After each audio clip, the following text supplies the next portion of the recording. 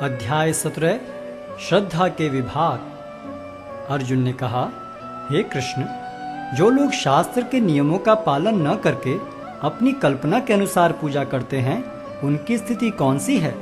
वे सतोगुणी हैं, रजोगुणी हैं या तमोगुणी? भगवान ने कहा, देहधारी जीव द्वारा अर्जित गुणों के अनुसार उसकी श्रद्धा 3 प्रकार की हो सकती है, सतोगुणी, रजोगुणी अथवा तमोगुणी। अब इसके विषय में मुझसे सुनो। हे भरत पुत्र, विभिन्न गुणों के अंतर्गत अपने अपने अस्तित्व के अनुसार मनुष्य एक विशेष प्रकार की श्रद्धा विकसित करता है। अपने द्वारा अर्जित गुणों के अनुसार ही जीव को विशेष श्रद्धा से युक्त कहा जाता है। सतोगुणी व्यक्ति देवताओं को पूजते हैं, रजोगुणी यक्षों व राक्षसों की पूजा करते हैं और तमोगुणी व्यक्ति भूत प्रेतों को पूजते हैं। जो लोग दंभ तथा अहंकार से विभूत होकर शास्त्र विरुद्ध कठोर तपस्या और व्रत करते हैं, जो काम तथा आसक्ति द्वारा प्रेरित होते हैं, जो मूर्ख हैं तथा जो शरीर के भौतिक तत्वों को तथा शरीर के भीतर स्थित परमात्मा को कष्ट पहुंचाते हैं, वे असुर कहे जाते हैं। यहाँ तक कि प्रत्येक व्यक्ति जो भोजन पसंद करता है, वह भी प्रकृति के गुणों के अनुसार 3 प्रकार का होता है। यही बात यज्ञ, तपस्या तथा दान के लिए भी सत्य है। अब उनके भेदों के विषय में सुनो। जो भोजन सात्विक व्यक्तियों को प्रिय होता है, वह आयु बढ़ाने वाला, जीवन को शुद्ध करने वाला तथा बल, स्वास्थ्य, सुख तथा तृप्ति प्रदान करने वाला होता है। अत्यधिक तिक्त, खट्टे, नमकीन, गरम, चटपटे, शुष्क तथा जलन उत्पन्न करने वाले भोजन रजोगुणी व्यक्तियों को प्रिय होते हैं।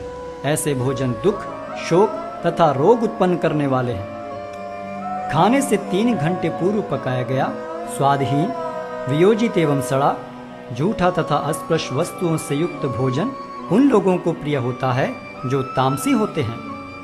यज्ञों में वही यज्ञ सात्विक होता है जो शास्त्र के निर्देशानुसार कर्तव्य समझकर उन लोगों के द्वारा किया जाता है जो फल की इच्छा नहीं करते।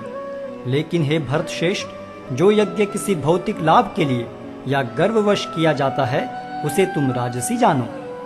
जो यज्ञ शास्त्र के निर्देशों की अवहेलना करके प्रसाद वितरण किए बिना, वैदिक मंत्रों का उच्चारण किए बिना, पुरोहितों को दक्षिणा दिए बिना तथा श्रद्धा के बिना संपन्न किया जाता है, वह तामसी माना जाता है।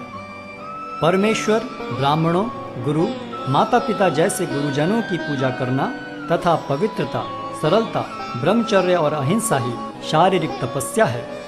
सच्चे, भाने वाले, हितकर तथा अन्यों को शुद्ध न करने वाले वाक्य बोलना और वैदिक साहित्य का नियमित पारायण करना, यही वाणी की तपस्या है।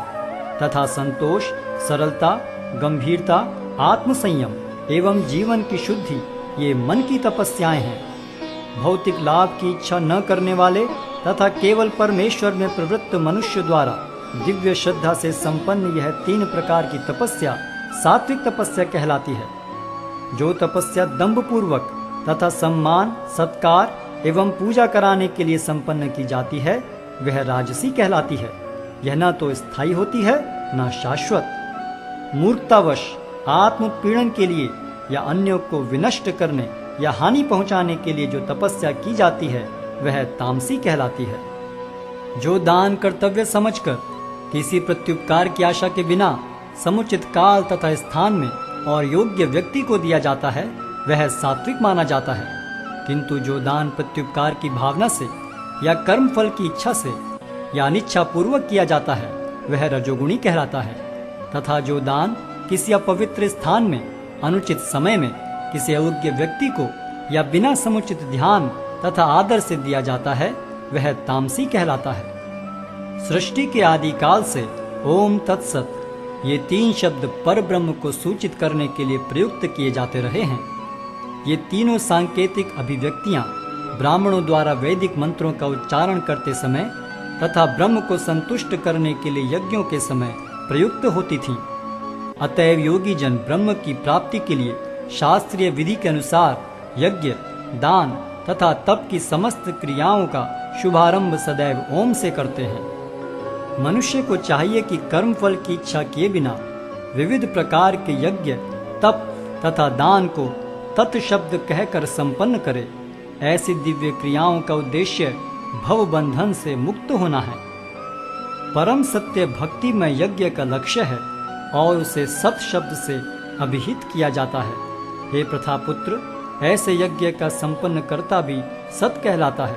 जिस प्रकार यज्ञ, तप तथा दान के सारे कर्म भी जो परम पुरुष को प्रसन्न करने के लिए संपन्न किए जाते हैं, सत हैं।